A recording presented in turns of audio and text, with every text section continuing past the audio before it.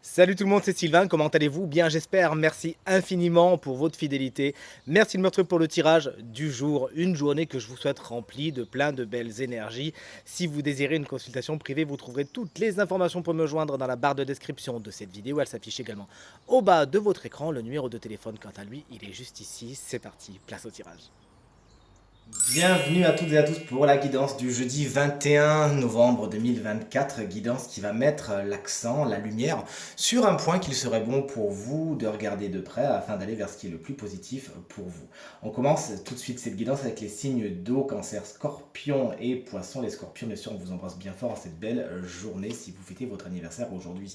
Chers amis, voici la carte du magicien. Chers amis scorpions, l'oracle est sans équivoque et franchement sûr de lui lorsqu'il vous dit que vous avez vraiment toutes les compétences nécessaires pour réaliser absolument tout ce que vous voulez. À l'instar du magicien, vous savez maîtriser l'eau, le côté yin, et le feu, le côté yang, créateur. Vous savez donc allier votre cerveau, votre cœur et mettre tout ça dans le concret. N'en doutez pas. La seule personne qui en doute pour l'instant, ça peut être vous. Mais vraiment, cette carte est très sûre d'elle lorsqu'elle vous dit que vous avez tout ce qu'il faut pour réussir. C'est donc à présent le moment de lancer de nouveaux projets, de nouvelles actions, d'oser et d'acter ce que vous avez toujours voulu faire. Peut-être qu'il y a quelque chose qui est en suspens depuis un petit moment, vous y pensez depuis un petit moment, etc. etc. Vous êtes peut-être même formé pour la chose, mais sans jamais vous lancer. Le magicien est sûr de lui aujourd'hui lorsqu'il vous dit c'est le moment.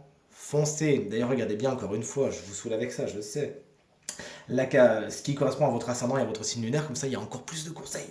Chers amis, signe d'air, vous voici, vous voilà, vous êtes les Gémeaux, les Balances et les Verseaux. La carte de la victoire est inversée. Ça vous explique tout simplement qu'il y a certaines actions, certaines relations, certaines choses que vous mettez en place ces temps-ci qui ne donnent pas, qui ne donnent pas vraiment les fruits escomptés. De deux choses l'une.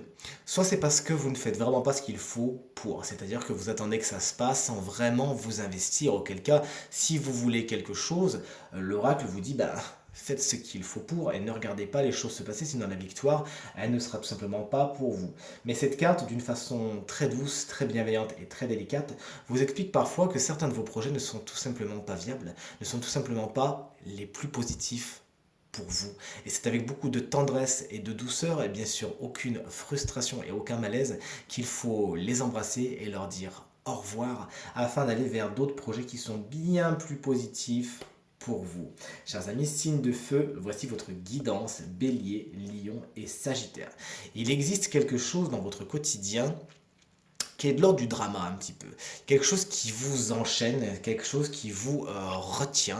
Hein. Ça peut être une circonstance extérieure effectivement qui fait que vous devez prendre votre mal en patience et vous ne pouvez pas accéder à toutes vos envies, tous vos désirs et toutes vos ambitions en ce moment. Auquel cas, prenez le temps, battez-vous et tout se passera pour le mieux.